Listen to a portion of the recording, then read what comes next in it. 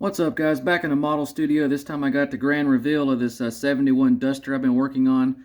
Again, this is the AMT Plymouth 71 Duster 340. I've already got two of these that I've built, but decided to build another one in a complete patina, barn find, something like that, just to really bring out a nice story behind it. And it's just a whole lot of fun to build something like this. Again, this was my first time of doing this kind of build, doing a patina, doing the rust. But the first thing I did is I coated the body with this 2X primer right here by Rust-Oleum. It's a perfect rust color. It's a flat red. And then I did the salt method, where you, after that dries, you sprinkle the salt on it real randomly where you want the rust. Let that dry. Shot it with the paint. I chose white this time. I wanted a rusty white duster. And after that, you use a toothbrush or your fingers and scrape off all the salt, and it gives you that nice rust effect, real random. And then what I did after that is I took some sandpaper and lightly sanded the car to bring out some of the body lines where the paint might be wearing out. Added a little more rust, kind of thinned the paint a little bit. Then I took the Tamiya Weathering Master, this stuff right here, which this stuff, you can do so many awesome effects with this, with weathering and rust and just all kinds of different effects. And I kind of made some lighter rust areas and then some drips, like right in here where the rust is dripped down, just to give it that realistic look. I painted the hood with a flat black, and then to make that kind of faded look and dirty look, I just took this Tamiya paint right here. It's a NATO black, and then a little bit of tan acrylic, mixed it together, made a wash. Took a wide brush and just washed it, or brushed it right over the hood right there, and also this back spoiler.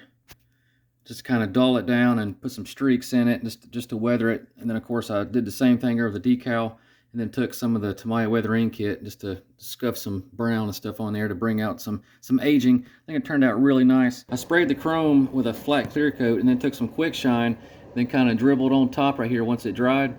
And then I took the weathering kit with some tweezers, picked up some of the rust color and kind of sprinkled it down on the bumper, and then took a toothpick and just kind of dabbed it around just to kind of get the rust effects and the drips and stuff like that. It turned out really nice. Looks like a real rusted bumper.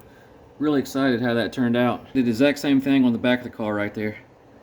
Just turned out really cool. I love the rust on that trunk right there. You see all the different shades and scrapes and scratches and paint wearing out, especially on the roof right there, and the textures. Oh, I forgot to mention, I did take a little bit of Tester's enamel rust color with a brush and kind of dry brushed on the top in some of these areas just to kind of build up the texture a little bit, to give it more of a 3D rust look. Here's a quick shot of the undercarriage. Did the same thing in here with the rust and the dirt. Pretty much for the undercarriage was all the Tamiya weathering kit. Just all kind of dry brushing it and loading it up in certain areas to bring out that nice rusty aged chassis. I did leave the exhaust kind of new looking because the story behind this car, this dude got this thing as a barn find, and he built a really nice 340 to stick back in it, all new exhaust. Nice beautiful chrome tips right there. So he just hasn't done the body work yet. He kind of likes the patina look, but he's got it's more of a sleeper. It's a hot rod in disguise. Speaking of the engine, here's the beautiful rebuilt 340 he put in it, fully wired. I did do the spark plug boots on the distributor right there, which was quite a pain in the butt, but it turned out really cool. So it's got all the spark plug wires. I've got the wires running up against the fenders inside here just to kind of add that extra detail. It's kind of hard to see it, but there's a wire that runs all the way up against the firewall right there. The kit did come with all these hoses and the heater hoses and stuff, so that's kind of nice extra detail. Got the radiator overflow hose right there, and I just really love, let's see if I can get it in the light, this firewall back here. All the rust built up and all the textures and colors inside that firewall. This turned out really cool.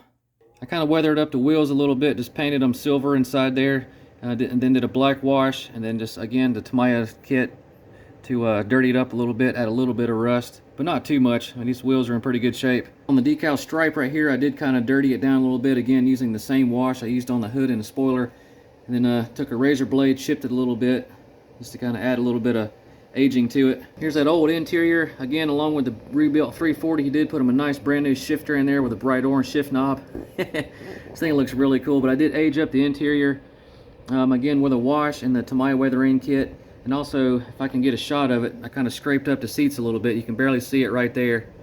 Get it to focus, you know, where there's some tears in the seat. I basically just built up the paint a little bit and then took a razor blade and scraped it down to the bare plastic and then dirtied it back up so it kind of mimics tears in the seats. But I did detail everything out in the dash. Everything in there is all detailed out, just aged up and dirtied up. I had a whole lot of fun building this kit. Being my first time doing a patina build, it was just a lot of fun to just sit down and try to make this thing look like crap. A whole nother technique. But I've got a Revelle Volkswagen bus I'm going to start next. I'm going to do a patina in that as well. Not quite as rusty as this one, and I'm going to age it up a little bit. So I'll be making some videos on that here soon. So keep a lookout for that, and enjoy the slideshow. It's a whole lot of fun.